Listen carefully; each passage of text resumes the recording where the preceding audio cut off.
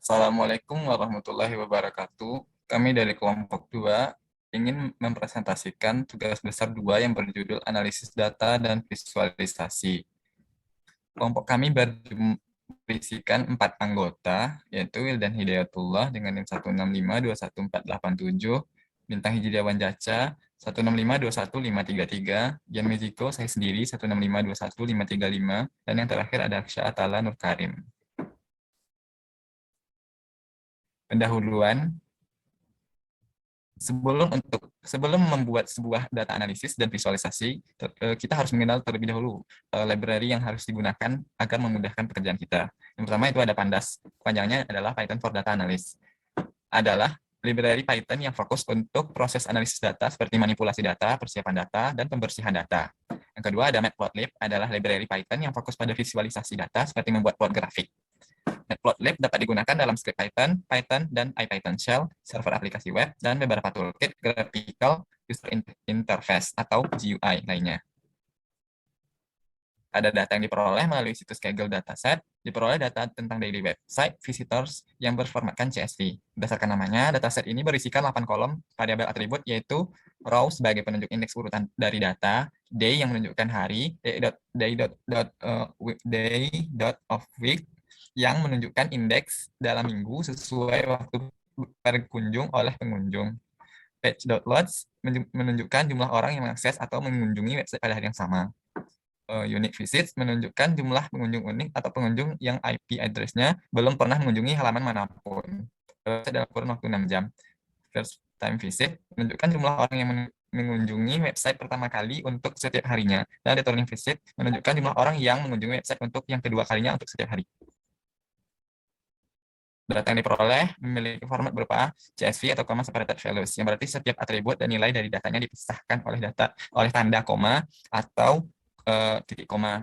Kelemahan dari ketika kita membuka file yang berformatkan .csv ini akan terlihat berantakan karena tidak menggunakan kolom. Selanjutnya, untuk data yang dianalisis dan divisualisasi, pertama kali kelompok kami ingin menjelaskan tentang share code-nya terlebih dahulu. Pada teman kelompok saya, dipersilahkan. Baiklah, akan saya lanjutkan. Jadi di sini ada source code-nya. Yang pertama itu ada di bagian analisis data di deskripsi data dan file. Jadi format file yang kami gunakan itu adalah CSV, dimensinya 2167 baris kali 8 kolom, ukuran file 97 KB, dan source-nya dari kaggle.com. Dan judulnya adalah Daily Website Visitors. Informasi yang akan kami analisis yaitu yang pertama ada rata-rata jumlah pengunjung website setiap harinya, yang kedua hubungan antar atribut dan akibatnya satu sama lain, yang ketiga perkembangan jumlah pengunjung website, yang keempat faktor yang mungkin menjadi penyebab pengunjung berkunjung ke website, yang kelima pengaruh unique visit terhadap first time visits dan returning visits, dan yang keenam pengaruh hari kunjungan terhadap jumlah pengunjung. Dan ini adalah source code untuk importing datanya. Itu yang pertama ada kami import Pandas, yang kedua adalah Matplotlib. Pandas kegunaannya adalah untuk analisis data, tools-nya, dan Matplotlib adalah untuk visualisasi data. Dan ini adalah pembacaan data yang kami gunakan, yaitu daily website visitors. Kemudian di bawahnya ada dimensi, menggunakan learn, jadi didapatkan dimensi dari dataset yang kami gunakan. Di bawahnya ada bagian kedua ada karakteristik data mengenai atribut data. Yang pertama itu menggunakan source code for a in range, dan pembacaannya kami bisa menemukan bahwa ada 8 atribut atau 8 kolom. Yang ini adalah pertama ada row, jenisnya integer, day jenisnya objek, day of week jenisnya integer, date jenisnya objek, page loads jenisnya integer, unique visits jenisnya integer, first time visits jenisnya integer, dan returning visits jenisnya integer. Kemudian dari data di atas juga dapat ditemukan lagi data menggunakan source code tools-nya, yaitu seperti data di bawah ini. Didapatkan tipe data, yaitu range data, data kosong dan persentasenya, serta informasi yang ditambahkan dari kegunaan atributnya tersebut. Kemudian di statistik data akan dilanjutkan oleh Aksya. Oke, baik, terima kasih. Jadi dari statistik data itu bisa kita buat sampel data. Yang pertama bisa kita urutkan berdasarkan 10 data terawal. Nah, jika kita lihat dari 10 data terawal ini bisa kita ambil kesimpulan bahwa data ini dikumpulkan dan disusun secara berurutan berdasarkan tanggal dan hari. Kemudian kita lihat juga dari 10 data terakhir dan bisa kita dapatkan informasi yang sama dengan yang sebelumnya bahwa data ini dikumpulkan berdasarkan tanggal dan hari. Kemudian berdasarkan 10 page load terbanyak, itu bisa kita lihat dan bisa kita ambil kesimpulan bahwa diperkirakan bahwa website umumnya dikunjungi di hari Senin, Selasa, dan Rabu. Selanjutnya untuk 10 page loads yang paling sedikit, yang halaman website dimuat paling sedikit itu berdasarkan tabel yang telah kita analisis, bisa kita ambil kesimpulan bahwa biasanya website ini umumnya sedikit dikunjungi di hari Sabtu. Selanjutnya bisa kita lihat dari berdasarkan 10 unique visit terbanyak, setelah kita lihat dari tabel yang sudah kita analisis, bisa kita dapatkan informasi bahwa data ini bisa diperkirakan bahwa website umumnya memiliki banyak pengunjung unik pada hari Senin, Selasa, dan Rabu. Nah, hal ini juga bersesuai dengan banyaknya kunjungan. Selanjutnya untuk 10 unique visits paling sedikit, setelah kita lihat dan kita analisis mendapatkan tabel seperti di bawah, bisa kita dapatkan informasi bahwa website umumnya memiliki sedikit pengunjung di hari Sabtu. Hal ini berkesesuaian juga dengan sedikitnya kunjungan yang sudah kita analisis tadi. Selanjutnya untuk 10 first time visits terbanyak, ini bisa kita analisis dan kemudian kita mendapatkan kesimpulan dari tabel yang ada di bawah, bahwasannya website ini biasanya memiliki banyak pengunjung baru di hari Senin, Selasa, dan Rabu. Hal ini juga berkesesuaian dengan banyaknya kunjungan dan banyaknya pengunjung unik yang telah kita analisis sebelumnya.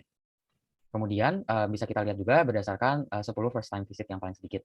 Nah, setelah kita analisis dan mendapatkan tabelnya, bisa kita ambil informasi di sini bahwa website umumnya memiliki sedikit pengunjung di hari Sabtu. Nah, dan sedikitnya pengunjung unik yang telah kita analisis sebelumnya. Selanjutnya berdasarkan 10 returning visits terbanyak, setelah kita analisis dan mendapatkan tabelnya juga, bisa kita ambil informasi bahwa umumnya website ini memiliki banyak pengunjung yang kembali di hari Senin, Selasa, dan Rabu. Hal ini berkesesuaian dengan banyaknya kunjungan dan banyaknya pengunjung unik. Setelah itu, karena banyaknya pengunjung yang kembali didapatkan dengan mengurangkan banyaknya pengunjung unik dan pengunjung baru, maka banyaknya pengunjung yang kembali berlawanan dengan banyaknya pengunjung baru. Oke, setelah itu bisa kita lihat juga berdasarkan 10 returning visits paling sedikit. Setelah dianalisis dan mendapatkan tabelnya, bisa kita ambil informasi bahwa website ini umumnya memiliki sedikit pengunjung yang kembali di hari Sabtu. Hal ini sesuai juga dengan banyaknya kunjungan dan banyaknya pengunjung unik. Kemudian pengunjung yang kembali berlawanan juga dengan banyaknya pengunjung yang baru. Setelah itu, statistik atribut data bisa kita lihat bahwa ditemukannya rata-rata, persentil, kemudian standar deviasi dan distribusi frekuensi seperti berikut. Jadi rata-ratanya bisa kita temukan di page load itu sekitar 4.116, kemudian persentilnya seperti pada layar yang terlihat. Kemudian untuk unique visit, rata-rata dan persentil, kemudian X random bisa terlihat pada layar, dan seterusnya. Kemudian untuk visualisasi data, saya lanjutkan kepada Bintang. Selanjutnya ada visualisasi data. Yang pertama itu perbandingan kategori. Grafik yang pertama ini menunjukkan total kunjungan berdasarkan bulan kunjungannya. Informasi yang bisa kita dapat dari grafik ini, yang pertama, website ini paling banyak dikunjungi pada bulan April, Mei, dan Maret. Yang kedua, website ini paling sedikit dikunjungi pada bulan Agustus, Juli, dan September. Grafik yang kedua ini menunjukkan total kunjungan berdasarkan hari. Informasi yang bisa kita dapat yaitu website paling banyak dikunjungi pada hari Senin hingga Kamis, dan paling sedikit dikunjungi pada akhir pekan, yaitu Sabtu dan Minggu. Terus yang ketiga, grafik perubahan terhadap waktu. Yang pertama itu menunjukkan total kunjungan per tahun. Informasi yang bisa kita dapat dari grafik ini, yang pertama, hanya terdapat sebagian data pada tahun 2014 dan 2020, sehingga peningkatan atau penurunan tidak akurat. Yang kedua, total pengunjungan website meningkat dari tahun 2014 hingga tahun 2016, dan pada tahun 2018. Yang ketiga, website paling banyak dikunjungi pada tahun 2018 dan 2016. Selanjutnya ada grafik kunjungan per hari setiap tahunnya. Informasi yang bisa kita dapat, yang pertama, kunjungan per hari paling tinggi terjadi pada kuartil awal tahun 2018. Yang kedua, kunjungan per hari paling rendah terjadi pada akhir tahun 2015, 2016, dan 2017. Yang ketiga, kunjungan per hari pada akhir tahun 2020 tidak mengalami peningkatan atau penurunan yang signifikan dari pertengahan 2014. Grafik selanjutnya menunjukkan total pengunjung baru per tahun. Informasi yang bisa kita dapat, yang pertama, website mendapatkan pengunjung baru yang cukup banyak selama 5 tahun berturut-turut, dari 2015 hingga 2019. Yang kedua, website mendapatkan pengunjung baru paling banyak pada tahun 2016. Selanjutnya, banyak pengunjung baru per hari setiap tahunnya. Informasi yang bisa kita dapat, yang pertama, website dikunjungi pengunjung baru paling tinggi terjadi pada kuartil awal tahun 2018. Dan yang kedua, website paling sedikit dikunjungi pengunjung baru menjelang tahun baru setiap tahunnya. Grafik yang ketiga menunjukkan total pengunjung yang kembali per tahun. Informasi yang bisa didapat, pada tahun 2016, banyak pengunjung website yang kembali mengunjungi website ini. Yang kedua, banyak pengunjung website yang kembali setiap tahun cenderung stabil, kecuali pada tahun 2014 dan 2020, karena data yang kita punya itu kurang. Terus selanjutnya ada grafik yang menunjukkan banyak pengunjung yang kembali per hari setiap tahunnya. Informasi yang bisa kita dapat, website dikunjungi oleh pengunjung lama paling banyak terjadi pada akhir tahun 2016. Yang kedua, website dikunjungi oleh pengunjung lama paling sedikit terjadi menjelang tahun 2016 dan pertengahan 2014. Selanjutnya ada hierarki dan hubungan keseluruhan bagian. Grafik yang pertama menunjukkan banyak pengunjung berbeda per tahunnya. Yang bagian warna oranye ini menunjukkan banyak pengunjung yang kembali, sedangkan bagian yang berwarna biru menunjukkan pengunjung yang pertama kali mengunjungi website. Informasi yang bisa didapat, pengunjung website didominasi oleh pengunjung yang baru pertama kali mengunjungi website. Yang kedua, kunjungan dari pengunjung berbeda paling banyak terjadi pada tahun 2016. Yang ketiga, kunjungan dari pengunjung baru dan lama paling banyak terjadi pada tahun 2016. Selanjutnya ada persentase pengunjung selama 7 tahun. Informasi yang bisa didapat sepanjang tahun 2014 hingga 2020, pengunjung yang baru pertama kali mengunjungi website lebih banyak dibandingkan pengunjung yang sudah pernah mengunjungi website. Hal ini sesuai dengan grafik sebelumnya yang menunjukkan setiap tahun terdapat lebih banyak pengunjung baru dibanding pengunjung lama. Selanjutnya ada persentase kunjungan situs.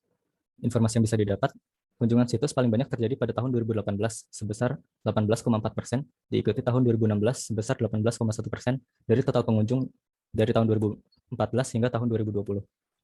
Yang kedua, kunjungan situs paling sedikit terjadi pada tahun 2014 sebesar 4,5%. Selanjutnya ada plotting relationship dan korelasi. Yang pertama menunjukkan hubungan banyak kunjungan dengan hari. Grafiknya seperti ini. Yang kedua, hubungan banyak kunjungan dengan pengunjung berbeda. Yang ketiga, menunjukkan hubungan banyak kunjungan dengan pengunjung baru. Yang keempat, menunjukkan hubungan banyak kunjungan dengan pengunjung yang kembali. Selanjutnya, hubungan banyak pengunjung baru dengan pengunjung yang berbeda. Selanjutnya, menunjukkan hubungan banyak pengunjung yang kembali dengan pengunjung yang berbeda. Untuk tabel nilai korelasinya seperti ini. Informasi yang bisa didapat, day of visit itu tidak terikat dengan nilai data yang lainnya. Sedangkan page load, unique visit, first time visit, dan returning visit berkorelasi positif satu sama lain dengan nilai terbesar 0,989 dan terkecil 0,913. Selanjutnya, untuk kesimpulan, akan saya jelaskan. Berdasarkan dari data analisis dan data visual yang sudah kami buat dan kami tampilkan di slide-slide sebelumnya, dapat terlihat kami menggunakan library Pandas dan Matplotlib pada data analisis dan visualisasi tersebut. Kesimpulannya, data yang kami peroleh, banyaknya jumlah pengunjung dipengaruhi oleh pengunjung yang melakukan kunjungan pertama kali, pengunjung yang kembali mengunjungi website, dan pengunjung unik atau berbeda. Setiap variabel atribut memiliki nilai korelasi masing-masing. Banyaknya kunjungan pada website tersebut mungkin dipengaruhi beberapa hal, yaitu terjadi karena promosi yang dilakukan oleh pemilik web berjalan maksimal sehingga pengunjung yang melakukan kunjungan akan membicarakan hal tersebut. Sehingga nanti pada akhirnya website itu akan berkembang dan mengalami kenaikan. Selain itu, akan adanya pengunjung tahun sebelumnya, pengguna baru yang pertama kali mengunjungi website itu bisa saja memberikan masukan dan kritik agar website dapat melakukan perkembangan baik dari segi tampilan maupun kegunaan. Sekian dari kelompok kami. Itulah hasil dari kelompok kami. Apabila ada kesalahan dan kekurangan, kami mohon maaf. Assalamualaikum warahmatullahi wabarakatuh.